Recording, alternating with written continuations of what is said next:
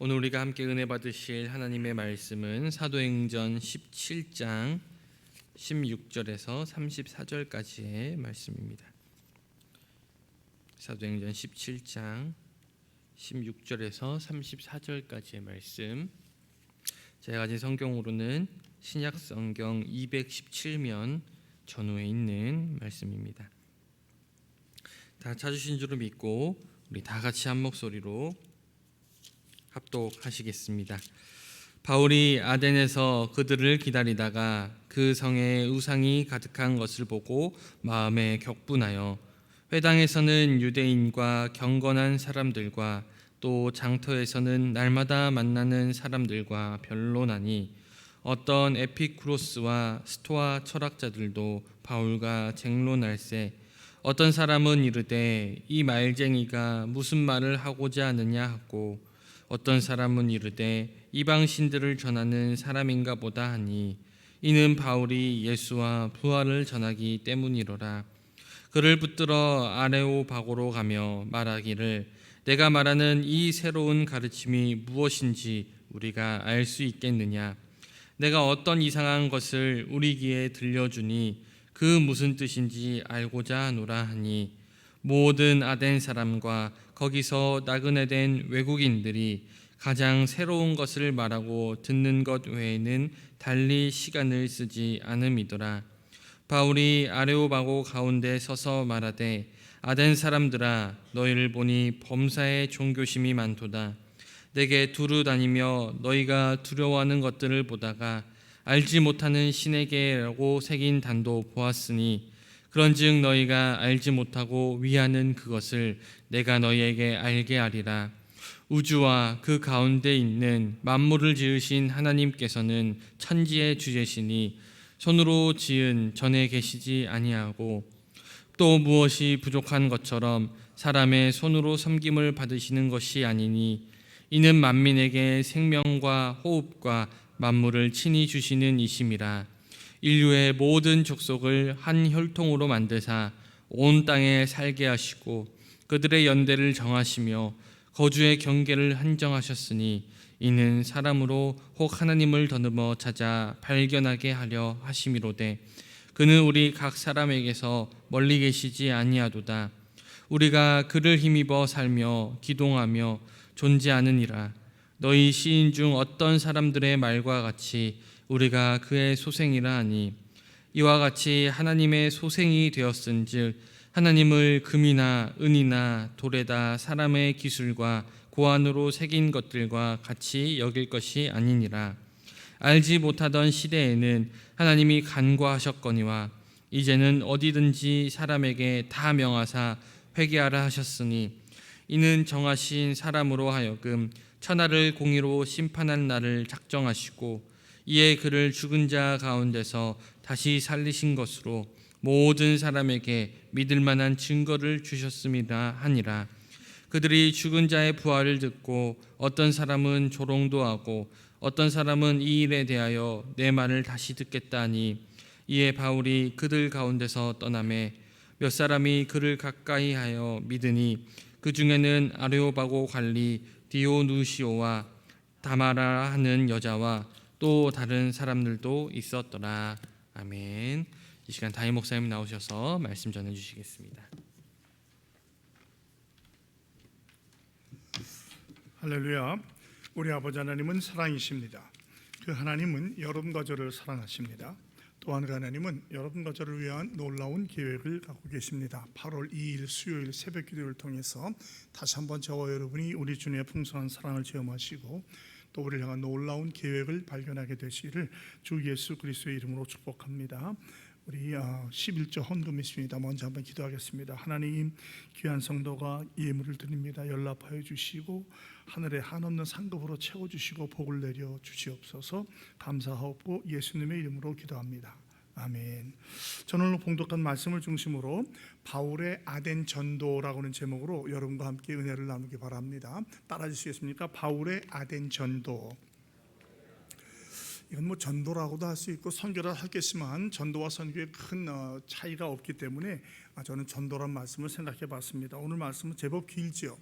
17장부터 시작된 바울의 그 2차 선교행을 통해서 데살로니가에서 복음을 전했고 많은 사람이 믿었지만 그들의 어떤 그 수입의 근원이 빠지자 야손이라는 사람을 함께해서 이제 데려가라고 했는데 바울이 마침 거기 없어서 잡혀가지 않았고 성도들이 그들을 베레아로 내보내죠. 베레아로 왔는데도 거기서도 데살로니가에서 또 내려와 가지고 바울을 괴롭게 하려고 하니까 이제 바울을 아덴까지 보냅니다. 베레아에서 아덴은 상당히 먼 거리에 약 200km가 되는 그 배를 타고 내려온 그 길로 내려 보내게 됐고 오늘은 이제 바울이 여기 이제 에덴에서 복음을 전한 내용을 알게 됩니다.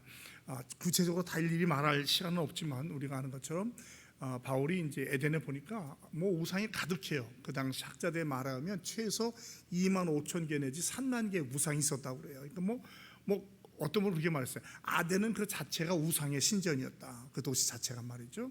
지금도 아덴에 가면 그 유명한 박물관인데 저는 가보지 못했습니다만은 굉장히 많은 발굴된 우상들이 거기 있다고 그래요. 그러니까 완전히 우상의 도시였죠. 그걸 보고 격분했다. 이 격분은 막 화가 났다기보다는 아주 거룩한 우리가 분노라고 하죠. 이건 아닌데 이렇게 사는 건 아닌데라고 하는 그런 말씀이 있어요. 때때로 복음을 전하다 보면 우리가 그런 느낌을 받죠. 사랑하는 친구들이 가족이 예수를 안 믿을 때 안타까워하는 그런 마음을 표현하는 것 같아요. 그래서 회당에서는 유대인과 경건한 사람, 즉 유대교에 관심 있는 사람들, 그러나 길거리 저자에서는 날마다 만나는 사람들과 변론했다. 근데 전도란 말을 변론이라고 써요. 그 이제 신앙에서 나눈 거죠. 왜냐하면 이제 그 바울의 선교 전략을 보면 유대인과 또 하나님을 사모하는 사람들과 전혀 다른 사람과 전략이 달라요. 우리가 전도할 때도 보면 맨날 똑같은 방법 쓰면 안 되죠. 유대인에게는 그들 조상에 대한 이야기를 하면 그들이 접촉점이 생기는 거고요. 또 이렇게 신학과 철학에 많이 관심 있는 사람들은 철학적인 어떤 내용을 얘기함으로 말미암아 접촉점을 찾아내는 거예요. 너희가 알지 못하는 신에게 그 뭘 바치는데 내가 거기 얘기했다는 우리가 섬기는 신종이 누구한테 얘기하는 거라고 알게 된다는 거죠. 그러니까 우리가 전도할 때 접촉점을 찾는 건 참 중요해요. 아무도 모르는 사람한테 전도해가지고 예수 믿는 경우는 흔치 않다고 그래요. 없는 건 아니지만 그래서 우리가 이제 관계 전도란 말을 많이 쓰죠. 어떻게 관계를 맺고 그걸 통해서 복음을 전하는가가 오늘도 굉장히 중요하게 나타납니다. 그리고 여기는 이제 에피쿠로스 학파와 스토아 철학자, 우리 옛날에 세계사 때 많이 배웠잖아요. 에피쿠로스 학자는 아주 쾌락주의예요. 죽음 이유는 없으니까 마음대로 살다가 죽자 그런 사람이에요. 그러니까 아주 특별히 그 향락과 쾌락에 많이 빠져있던 사람들이고 이에 반대해서 스토아학자는 아니다. 미래가 있다. 그리고 모든 것이 신이다. 범신론이라고 범신론. 그러니까 뭐 예를 들면 뭐 피아노도 신이 있고 종에도 신이 있고 막 이렇게 믿는 거예요. 그러니까 뭐 모든 게 다 신인 거예요. 자기도 신이라고 생각을 하니까 거기에 빠져 있고 그러다 보니까 이 사람들은 뭐랄까 그 금욕주의에 많이 빠져 있어요. 그래서 스토아파의 학자들은 많은 경우에 자살로 끝냅니다. 자기가 힘으로 도저히 구원할 수 없기 때문에 그 인간이 갖고 있는 한계죠. 이런 분들에게 복음을 전했는데 이들은 바울을 말쟁이라고 불러요. 말쟁이는 뭐냐면 새들이 다니면서 톡톡톡톡 나달 쪼아먹는 것처럼 남의 말씀을 가져다가 그 말로 장난을 치는 사람들, 그런 사람이래요. 이렇게 이제 바울을 비하하는 거죠. 그러면서 이제 그 예수와 부활을 얘기하니까 이게 이제 그 또한 접촉점이 되는 거예요. 새로운 학문처럼 느끼는 거예요. 이 당시 여기서 사는 사람들은 오로지 새로운 것에만 듣고 말하기를 좋아했거든요. 그래서 이를 아레오바고라고 하는 그 아테네 언덕 위에 있는 그 당시에는 법정으로도 쓰였다고 그래요. 그래서 12명의 재판관인데 디오니수스가 바로 거기 속했던 사람 중에 하나거든요. 글로 데려가서 많은 사람한테 한번 얘기를 해봐라. 내가 그 하는 말이 뭐냐라고 하고 데려갑니다. 그래서 이제 바울이 거기서 얘기를 하는 거예요. 여러분을 봤더니 참 종교심이 많습니다. 그러니까 이제 접촉점을 맞이한 거죠. 우리가 볼 때는 신앙적으로 볼 때는 참 위험한 생각인데 종교심이 많다고 얘기를 하면서 지혜롭게 접촉점을 찾아갑니다. 그러다 보니까 알지 못하는 신한테까지 여러분이 제사를 드리는데 내가 여러분이 말하는 그 알지 못하는 신에서 설명을 할게요 라고 해서 이제 하나님을 연결시키는 거예요. 그러니까 이들은 아직 하나님을 알지 못한다는 거죠. 이방신을 섬기고 있는 거예요. 그러면서 하나님을 설명해 24절에 아주 중요한 그 신론에 대해서 하나님과 천지 창조와 이런 것을 설명합니다. 만물을 지으셨다. 천지의 주제이시다. 그렇기 때문에 사람의 손으로 있는데 있지 않고 사람의 섬김을 받는 분이 아니다. 하나님 우리를 다스리신다. 그러므로 그분을 통해서 우리가 생명과 호흡과 만물을 받았다. 26절 인류의 족속을 한 혈통으로 만들었다. 이건 뭐냐면 한 조상으로부터 인류가 불러 갈려나오겠다는 거죠. 우리 아담과 하와 알잖아요. 거기서 인류가 생긴 거예요. 그리고 온 땅에 살게 하시기 위해서 편하게 흩어지게 했고 연대를 정하시고 거주의 경계를. 그러니까 생사화복이 주님 손에 있다는 거예요. 각 나라와 족속의 흥망성쇠도 우연이 아니라 하나님의 계획과 섭리 가운데 있다. 거주의 한계, 우리가 나라 국경 있잖아요. 그것까지 다 하나님께서 예정하셨다는 거죠. 그러니까 우리가 철저한 하나님의 섭리를 여기서 다시 한번 깨닫게 되는 거, 바울의 신학을 알게 되죠. 그리고 27절 사람으로 하나님을 혹 더듬어 발견하게 하십니다. 하나님께서 너희와 멀지 않다. 이 말은 뭐냐면 우리가 막 더듬어 찾을 수 있다는 게 아니라 하나님께서 그렇게 가까이 와주셨다는 거예요. 너희가 조금만 보면 하나님의 역사를 알 수 있다. 제가 말씀드렸는지 모르지만 저 대학부 때 동양선교 대학부 때 친구가 그랜드 캐년 가서 거기서 무릎 꿇고 회개하고 예수를 믿었어요. 이 자연은 도저히 우연으로 사람이 하는 건 아니다. 이건 하나님의 섭리가 있다라고 하는데요.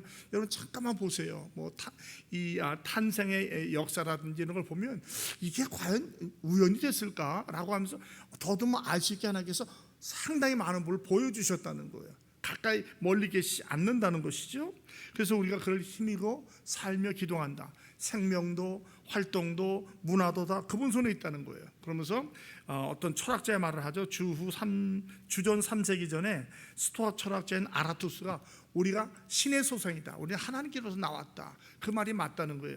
짐승은 영혼이 없지만 우리 인간은 영혼이 있어서 하나님과의 접촉점이 바로 영이거든요. 영을 통해서 죽었던 영이 성령의 오심으로 말미암아 살아남으로 말미암아 하나님과 관계를 맺을 수 있는 거거든요. 그 얘기를 해주는 거예요. 이렇게 우리가 하나님의 소생이 되었으니까 하나님을 금, 은, 돌, 기술과 교원을 세인 것 같이 섬길 것이 아니다. 그분은 그런 분이 아니다. 물질적으로 우리의 기복하는 그런 신이 아니고, 기복한다고 할 때 여러분 우리가 복을 빌 때 만드는 신상은 우리가 만들잖아요. 우리가 만들어 우리가 신이라고 부르는 거예요. 어찌 보면 상당히 웃기는 거죠. 바울이 말하지 그런 신이 아니고 이미 상천하지를 다 주관하고 계시고 모든 것을 만들고 통치하시는 분이라는 이야기를 해줘요. 그런데 이전에는 과거에는 하나님께서 너희들이 무지했기 때문에 몰랐으니까 간과하셨지만 이제는 아니다. 알았으니까 너희의 무지를 회개하고 돌아와야 된다고 말하는 거예요. 이제 복음의 핵심을 전하는 거죠. 이것을 정하신 사람으로 했다. 이 정하신 사람이 누굴까요? 이 정하신 사람이 바로 예수 그리스도예요. 택하신 예수 그리스도. 예수는 그리스도다. 예수는 사람의 이름이라 한다면 그리스도는 바로 메시아라는 거거든요. 너희들이 기다리는 아니면 어렴풋이 생각하는 메시아가 바로 이 예수인데 이를 통해서 천하를 공의로 심판할 날을 작정하셨다. 이제 종말론까지 가는 거예요. 이제 마지막까지 얘기해 주시는 거예요. 그리고 죽은 자 가운데서 다시 살렸다. 우리가 다시 말하면 부활을 말하는 거예요. 부활. 그러면서 이것이 모든만 믿는 사람에게 믿을 만한 증거라고 그래요. 그러니까 이 복음의 핵심은 예수 그리스도의 죽음과 부활이에요. 그러니까 이 당시 사람들은 부활에 대해서 거의 개념이 없었잖아요. 그냥 내 마음대로 살다 죽으면 끝이야. 그리고 그냥 금욕생활하면 돼 그랬는데 이제는 이 예수를 통해서 죽음과 부활을 얘기해요. 그러니까 이 사람들이 막 이걸 듣고 막 비웃기도 해요. 웃기는 소리 하고 있네. 무슨 부활이야. 사람이 끝인데. 왜? 이 당시 아덴은 그 서양 세계의 모든 철학의 중심이에요. 우리가 아는 아리스토텔레스, 플라톤 다 여기 출신이거든요. 약 한 500년 정도를 철학의 중심이 있었기 때문에 그들에게는 부활이라는 말이 나오지 않았었어요. 그러니까 이거 웃기도 말도 안 되는 소리다라고 하면서 조롱도 하고 어떤 사람은 다시 듣겠다고 해서 부드럽게 반대를 해요. 그런데 여기서 갔다면 어떠면 바울의 전도와 선교가 실패였다고 할 수 있지만 우리 33절에 굉장히 중요한 말이 있죠. 34절 바울이 그들 가운데 떠났을 때 몇 사람이 그를 가까이 와서 믿었다 그래요. 가까이 했다는 말은 아주 찰싹 달라붙었다는 거예요. 여기에 뭐가 내가 이제 찾고 있던 진리가 있구나 라고 해서 찾아오는 거예요. 그때 아레오바고 관리 디오누시오와 다마리아가 하는 여자와 다른 사람도 있었더라.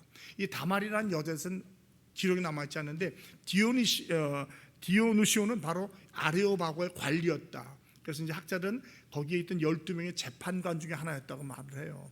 그러니까 우리가 복음을 전하다 보면 뭐 지식이 있거나 많거나 잘났거나 못 갔거나 꼭 하나님 택한 사람이 있는 것 같아요. 이 오늘 전도의 내용을 가지고 많은 신학자들은 바울이 아덴에서 실패했다라고 얘기를 해요. 많은 가는 데마다 많은 회심자를 얻었지만 여기는 많지 않기 때문에. 그래서 저는 그렇게 보지 않습니다. 전도의 성공과 실패는요, 누가 많이 믿었냐 안 믿었냐기보다는 내가 복음을 제대로 전했느냐 아니에 있다고 저는 믿습니다. 바울은 분명히 복음을 전했어요. 그러면 왜 이들이 다른 데처럼 복음을 이렇게 열정적으로 믿지 않았을까? 몇 가지 이제 배경을 보면 이 당시에 이 아데네의 그 어떤 그 신학 철학적인 배경이죠. 각종 우상과 각종 철학으로 가득 차 있었기 때문에 어찌 보면 그들 마음에 복음이 들어갈 문이 열려있지 않았다. 즉 복음의 문제라기보다는 받는 수용자의 태도가 중요하죠. 우리가 복음을 전도할 때도 다 믿지 않잖아요. 어떤 사람은 뭐 그냥 한마디로 그냥 거절해보는 사람들이 가면, 어떤 사람 제가 좀 나중에 생각해보자고 멀어지는 사람이 있어요. 그게 복음의 내용이 잘못됐다기보다는 거기에 대한 반응의 문제거든요. 그러니까 우리가 또 기도할 때 정말 택자를 만나게 해달라고 기도하는 게 그런 거 아니겠습니까? 그래서 아마 이들이 온전히 마음밭이 준비되지 않지 않았을까. 또 한 가지는 이 팀 사역의 중요성. 다른 데서는 바울과 함께 팀과 뭐 적어도 2-3명 내지 10명과 같이 다니는데 여기는 상황상 그가 혼자밖에 있을 수 없어요. 그래서 우리가 주의를 할 때 혼자 하는 것도 좋지만 팀으로 같이 하는 것이 중요하다는 생각을 해봐요. 그러니까 전도여행 갈 때, 선교여행 갈 때 혼자 가는 것과 팀이 가는 건 많은 차이가 있어요. 우선 혼자는 제한이 돼요. 한계가 있습니다. 그러나 팀으로 가서 마을 전체로 노방전도를 한다든지 복음을 전할 때 놀라운 역사가 있는 걸 보면서 우리가 주의를 한 때도 혼자 하기보다는 같이 하는 게 중요하지 않을까라고 생각을 해봅니다. 그 다음에 이 마음밭이 얼마나 중요한가. 어떤 것은 길가에 떨어지기도 하고 뭐 돌짝밭에 떨어지기도 하고 가시나무 떨기에 떨어지기도 하고 옥토에 떨어지잖아요. 그러니까 우리도 비록 복음을 전하지만 우리가 강단에서 선포되는 말씀을 들을 때 어떠한 자세로 받느냐가 중요한 것 같아요. 어떠한 분들은 고집이 세요. 그래서 자기 마음대로만 믿으려고 그래. 성경도 아니야. 내 경험과 내게 중요해. 그런 사람은요, 복음이 들어가질 않아요. 예수를 안 믿는다고 말할 수는 없어요. 그러나 너무 안타까운 거죠. 이 풍성한 은혜를 내 경험에 안 맞으면 다 틀리는 거예요. 그 얼마나 안타깝습니까? 여러분, 복음을 들을 때는 마음을 여시고, 적어도 강단에서 말씀을 선포하는 자가 자기의 유익이나 자기의 잘못된 사상을 전하지 않는다는 전제하에 말씀을 듣는 게 중요해요. 내가 모르는 것도 있고 새롭게 아는 것도 있고 잘못 아는 것도 있을 거예요. 이런 것을 말씀을 통해서, 베레아 성도들이 왜 너그럽다고 그랬어요? 그들은 말씀이 그런 거 항상 상고했잖아요. 대드는 게 아니라 바울의 말을 듣고 성경은 뭐라고 말하는가 살펴보는 거예요. 근데 그런 게 없이 나하고 안 맞아, 나하고 틀려 하면은요, 그 신앙은 죄송해요, 불쌍한 신앙이에요. 예수를 믿었을지 몰라도 성경이 말하는 많은 복을 누리지 못하는 거예요. 그런 경우가 있어요, 없어요? 종종 있습니다. 우리한테도 있어요. 나한테도 어떤 때는 거부감을 들으면서 저거 맞나? 그러면 다시 기도하고 말씀을 살펴봐야 되는데, 그게 마음에 딱 들어와 버리면 더 이상 아무것도 생각을 못해요. 그러면 변함없는 삶의 반복이 되는 거예요. 우리 가운데는 그런 분이 한 번도 없기를 바랍니다. 복음은 변하지 않아요. 좋은 씨를 뿌렸어요. 문제는 밭이 문제거든요. 밭이. 과연 나는 어떠한 밭인가? 여러분, 예수 믿었다고 다 옥토가 아닌 거예요. 예수 믿은 다음에도 옥토가 되지 않을 수 있어요. 잘못된 경험과 잘못된 사고와 잘못된 습관 때문에 구원의 감격은 있었을지 모르지만 그 다음에는 성장과 성숙이 없는 거예요. 우리에게 중요한 것은 성장하고 성숙하는 거 아니에요. 이게 없으면 별 의미가 없는 거거든요. 그래서 항상 이것을 생각해보고 내가 말씀을 때 기쁘고 달게 받아서 그 말씀이 내 안에 역사할 수 있도록 기도하시는 저와 여러분이 되길 바랍니다. 또 복음 전하는 자도 사랑과 긍휼로 해야 돼요. 근데 여기는 바울이 격분했다, 흥분했다. 그래서 이제 학자들 말하기를 바울의 전도의 실패의 요인 중에 하나가 사랑하는 마음으로 하지 않았다는 거죠. 흥분해가지고 화가 나가지고 막 그냥 심하게 했다는 거예요. 근데 저는 꼭 그렇게 보진 않는데 그럴 수도 있겠다 생각을 해요. 어떤 때 보면 정말 말이 안 통하는 사람, 너무너무 답답한 사람이 있어요. 아무리 복음을 설명해도 그냥 딱 막는 사람이 있어요. 그럴 때는 싸우면 안 돼요. 조용히 자리를 뜨는 거. 아, 그러시군요. 꼭 예수 믿으시기 바랍니다 하고 가면 돼. 괜히 너 안 믿으면 지옥 막 싸워봤자 도움이 안 돼요. 왜냐하면 전도라는 게 한 번에 딱 전해서 예수 믿는 경우가 흔치 않아요. 많은 경우에 보면은요, 벽돌 쌓듯이 하나 쌓고 또 쌓고 또 쌓고 또 쌓고 어느 딱 때가 되면 믿는 거예요. 우리가 전했을 때 안 믿었다고 저 사람 불택자야. 불택자도 될 수 있지만 아니면 아직은 때가 안 되는 거예요. 그 때는 나는 그저 씨 하나 뿌리고 가면 다음에 또 누가 언젠가 택자는 예수를 믿게 될 줄로 믿습니다. 그러면 항상 희망과 소망을 가지고 우리가 복음을 전하는 거예요. 그리고 만약에 반대가 극렬할 때는 굳이 싸우려고 하지 말고 그러시군요 하고 좋은 관계를 맺어줘야 다음에 전도자가 와도 그들이 예수를 믿을 수 있게 되는 거죠. 이렇게 우리도 사랑과 긍휼의 마음으로 복음을 전해야 되겠다라고 생각합니다. 그 다음에는 우리가 전하는 것은 하나님과 예수 그리스도의 죽음과 부활밖에 없어요. 세상 얘기 많이 해봤자 접촉점으로 사용할지 모르지만 복음의 핵심은 예수 믿고 구원받는 거 아니겠습니까? 그 예수님이 죽었다 다시 살아나셨고 그게 우리에게 주어졌다는 거거든요. 항상 복음의 핵심을 놓치지 말고 때때로 간증을 섞어서 우리가 하나님에 대해서 예수님에 대해서 성령님께서 전할 때 나머지는 성령께서 알아서 역사하실 거라고 생각됩니다. 말씀 맺겠습니다. 전도를 하다 보면 별의별 경우를 다 당하죠. 어떤 때는 준비도 안 되는데 털컥 예수를 믿는 사람 믿는가 하면 전도 폭발 사형을 다 외워가는데도 안 믿을 때가 있어요. 그것만 봐도 전도는 우리의 힘으로 하는 건 아니라고 저는 생각을 해요.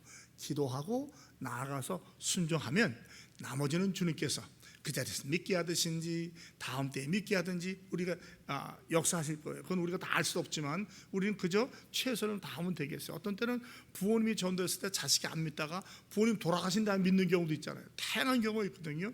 그러므로 적어도 거기에 대해서는 우리가 내가 얼마를 전도했다, 몇몇 영혼을 구원했다, 그거는 조금 인간적인 생각 같아요. 그걸 하나님께 맡기고 우리는 주신 사명을 최선에서 감당하는 거예요. 그래서 기도할 때 그들의 마음밭을 위해서 기도하지만 내 마음의 태도를 위해서 기도하고 정말 영혼을 사랑하는 마음으로 긍휼히 여기는 마음으로 복음을 증거할 수 있게 하고 기도하시기 바라고요. 또 그들이 정말 예수를 믿으면 할렐루야, 우리가 잘 양육해서 또 같은 전도자를 만들고 아직 때가 안 되었다면 주님 손에 위탁하고 주님 그들 지켜주십시오라고 살아가는 저와 여러분이 되길 바랍니다. 또 주의를 할 때는 혼자 하는 것보다는 때로는 혼자 하는 게 필요하겠죠. 그러나 많은 경우에는 팀 사역이 중요해요. 우리 교회도 보면 당회가 있고 전도가 있고 선교가 있고 구역이 다 같이 하는 거거든요. 그래서 서로 마음을 맞춰가면서 사랑하고 용서하면서 우리에게 주어진 일을 감당하는 저와 여러분이 되길 바랍니다. 우리가 성전 건축을 위해서 기도할 때도 우리가 마음을 하나로 모아 기도하고 또 아름답게 부서부서가 사역을 할 때에 놀라운 역사가 이루어질 줄 믿습니다. 오늘 하루도 전도자로 부르심받은 우리가 언제 어디서 누구를 만나든지 그들의 사랑과 긍휼을 그들을 대함으로 말미암아 전도의 기회가 되면 할렐루야, 그렇지 않으면 동역자라면 믿는 사람이면 동역자와 조역자가 되어서 함께 주의 나라로서 일하시는 저와 여러분이 다 되시기를 주 예수 그리스도의 이름으로 축복합니다. 하나님 아버지, 때로 전도가 쉽지 않게 느껴지고 또 우리가 원하는 대로 예수를 믿는 역사가 일어나지 않을 때 낙심할 때도 있고 노할 때도 있음을 고백합니다. 그러나 오늘 말씀을 보면서 전도의 결과와 열망은 사람이 하는 것이 아니라 하나님께서 이루는 것인지를 다시 한번 깨닫게 해주시니 고맙습니다. 우리가 영혼을 향한 사랑과 긍휼의 마음으로 나아가게 하시고 또 우리를 만나는 영혼들의 마음밭이 옥토와 같이 잘 준비되게 하셔서 주님의 때에 주님의 정한 곳에서 예수 믿고 구원받는 역사가 일어나게 하여 주시옵시고, 아직 그때가 아니라면 그 영혼을 축복하면서 위해서 기도하게 하시고 또 동역자를 만났을 때는 함께 하나님 나라를 위해서 일하는 우리가 되게 하여 주시옵소서. 오늘 하루도 언제 어디서 누구를 만나면 어떤 일을 하든지 간에 항상 우리가 축복의 통로가 되어서 주님의 놀라운 사랑과 은혜를 전하며 피차에 은혜 받는 복된 하루가 되게 하여 주시옵소서. 예수 그리스도의 이름으로 축복하며 기도합니다. 아멘.